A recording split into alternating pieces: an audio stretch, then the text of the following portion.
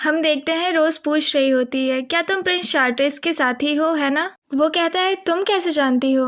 रोज अपने मन में सोचती है, क्योंकि मैंने जब तुम्हें पहली बार देखा तो तुम्हारा रिएक्शन सेम हॉस्टन जैसा था जब मैं उसे चिढ़ा रही थी, पर मुझे ये कहना नहीं चाहिए, तो इसलिए रोज शांत रहती है।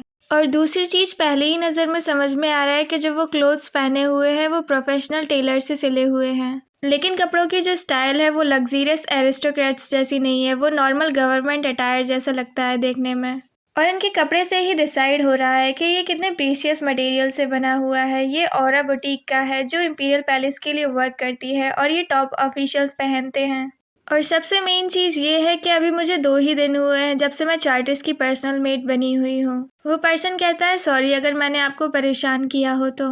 रोज मन में सोचती है, भले ही कुछ भी हो जाए या कितने भी जल्दी अफवाहें फैल जाएं, ये जरूर प्रिंस के काफी क्लोज साथी होंगे, तभी इन्होंने मुझे पहचान लिया, वरना कोई मुझे एक नजर में नहीं पहचान पाता। वो पर्सन ग्रीट करते हुए कहता है, मैंने जितना सुना है तुम उतनी ही चालाक हो, मेरा नाम है ल्यूसन आयना। रोज भी ग्रीट करते हुए कहती है, मेरा नाम है रोआन। ल्यूसन कहता है, क्या तुम फिलहाल में अभी सुराग ढूंढ रही हो? रोज उसकी तरफ देखते हुए मन में सोचती है, तो ये मुझे जानता है मुझे क्यों हायर किया गया है। ये कोई साधारण सा काम करने वाला तो नहीं हो सकता है चार्टिस्ट के लिए, भले ही दिखने में ये नादान सा लगता है। अगर ये वो इंसान है जो हॉस्टिंग और हरमैन के साथ सीक्रेट मीटिंग में गया था, तो प्रिंस चार्टिस्ट को जरूर ही इस पर ज्यादा ट्रस्ट होगा। ऐसा हो सकता है कि ये प्रिंस का लेफ्ट या राइट हैंड में से एक हो। रोज उसकी बात का रिप्लाई देते हुए कहती है, जैसा तुम देख सकते हो मैं किसी पर्सन की वजह से इतनी ज़्यादा खुश हूँ कि मैं अब ऐसी सिचुएशन में हूँ जहाँ पर मुझे खाना पहले ढूंढना पड़ रहा है। एक्चुअली मैं वो उस पर्सन को चार्टिस्ट से रेफर कर रही होती है, क्योंकि उसकी वजह से ही वो इस सिचुएशन में पड़ी है। और नेक्स्ट सीन हम देखते हैं इंपीरियल पैलेस में चार्टिस्ट के स्टडी रूम का।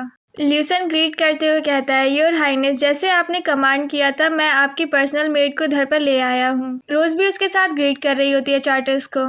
चार्टिस्ट उनकी तरफ देख रहा होता है, फिर वो नोटिस करता है रोज को और कहता है, तुम्हें देखकर तो नहीं लग रहा है कि तुम इतनी ज़्यादा भूखी होगी, है ना? चार्टिस्ट के इस क्वेश्चन से रोज काफ़ी गुस्सा होती है और मन में सोच रही होती है, क्या तुम्हें समझ में नहीं आ रहा है कि मुझे कितनी कड़ी मेहनत करनी पड़ रही है, वो भी तुम्हारी वजह से? चार्टिस्ट मज़े लेकर कह रहा होता है, क्या मुझे इसको जानकर चिंता मुक्त हो जाना चाहिए?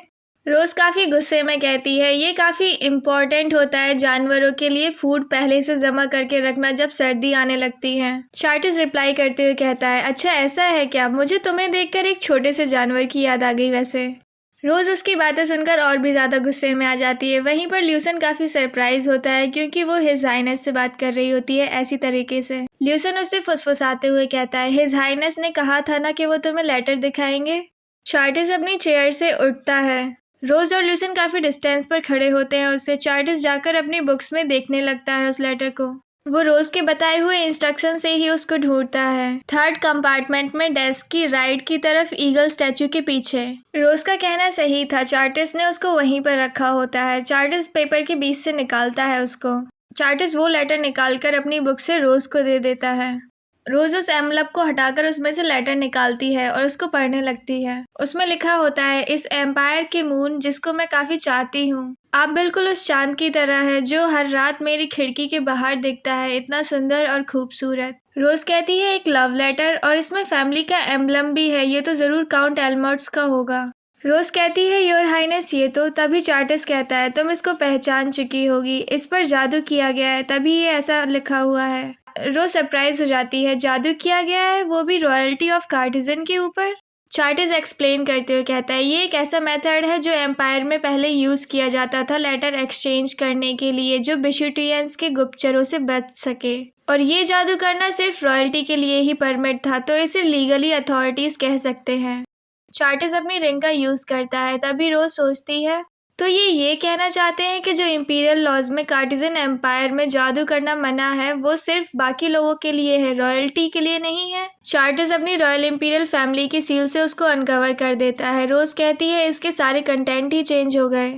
लेटर में लिखा होता है, मून ऑफ द एम्पायर, मेरे पास कुछ इंपॉर्टेंट चीज है जो आपको इन्फॉर्म करना चाहता हूँ, योर हाइनेस द प्रिंस। और प्लीज मुझे माफ कर देना मेरी रूडनेस को, मैंने ऐसी तरीके से आपको लेटर भेजा। मुझे ज़्यादा नहीं पता है, लेकिन ये कुछ ऐसा है जो हर हाइनेस प्रिंसेस एवेंचुआ के बर्थडे सेलिब्रेशन से रिलेटेड है।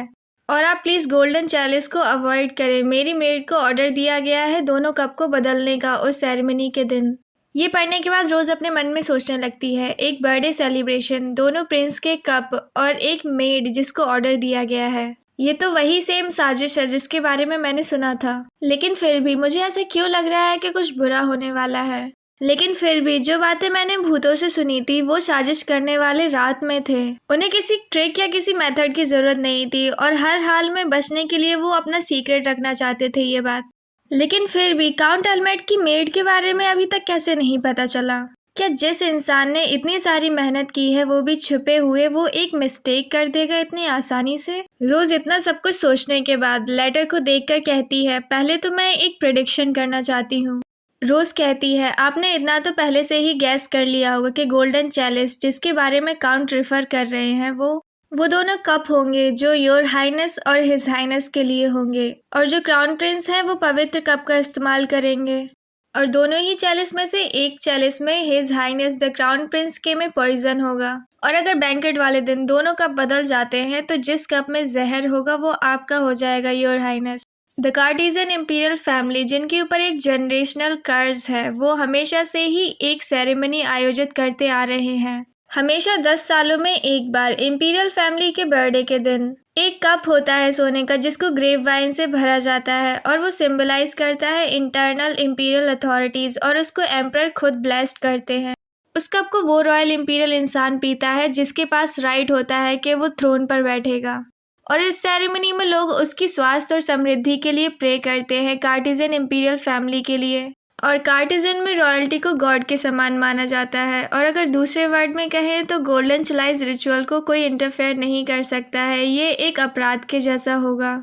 इसीलिए अगर कप में जहर भी मिला होता है तो क्राउन प्रिंस चाहे तो भी उसको मना नहीं कर सकते हैं। इसीलिए जो मेन अपराधी है उसने ये सारी चीजें पहले से ही इस हद तक सोच रखी होंगी। रोज कहती है इसके लिए काउंट एल्मोट सबसे बड़े सस्पेक्ट माने जाएंगे क्योंकि उनकी खुद की मेड ने हिज हाइनेस को पॉइजन दिया होगा। इसीलिए मुझे लगता है उन्होंने आपको बताना चाहा होगा पहले, और जो भी लिखा होगा उस लेटर में सब सही ही होगा। इसीलिए योर हाइनेस आपको सिर्फ क्राउन प्रिंस के चैलिस से ड्रिंक पीनी होगी। क्योंकि अभी क्राउन प्रिंस बीमार हैं तो वो आ नहीं सकते बैंक्वेट में, तो कोई दिक्कत नहीं होगी अगर आप ऐसा करेंगे तो। लेकिन ये उस अपराधी की कोई दूसरी साजिश भी हो सकती है जिससे वो आपसे ऐसा करवाना चाहता हो। उस मेड को उस मेन अपराधी ने चुना है। लेकिन ये लेटर एक ऐसा पर्पस भी हो सकता है जिससे वो एविडेंस छोड़ सके कि जो काउंट एल्मोट है वो इस क्राइम के मेन अपराधी हैं। और एक कप जिसमें जहर नहीं है वो पहले से ही एग्जिस्ट ही नहीं करता है। चार्टिस कहता है, तो तुम ये कहना चाहती हो कि हमें उन दोनों पर ही नजर रखनी चाहिए। रोज सोचती है काउंट ने ये लेटर जरूर इसलिए लिखा होगा ताकि उनकी इनोसेंस इससे प्रूव हो सके। जो मेड इसमें इन्वॉल्व है उनसे उनका कुछ लेना देना नहीं है। लेकिन अगर प्रिंस चार्टिस पहले से ही मरने वाले थे तो ये लेटर काउंट एल्मोट की तरफ से सबसे बड़ा एविडेंस होगा कि ये स्कीम उन्होंने ही की है इम्पीरियल फैमिली के अगेंस्ट। जो कि ये एक ऐसी सिचुएशन है जिसमें काउंट एल्मोट की मेड भी इन्वॉल्व है। और अगर एविडेंस को ढूंढा गया तो फिर कोई भी ऐसा मेथड नहीं बचेगा जिससे काउंट एल्मोट बेगुनहगार साबित हो सके। लेकिन जो लोग क्राउन प्रिंस को सपोर्ट करते हैं, ऐसा क्या हो सकता है कि वो लोग ही बार बार इस स्कीम में आ रहे हैं।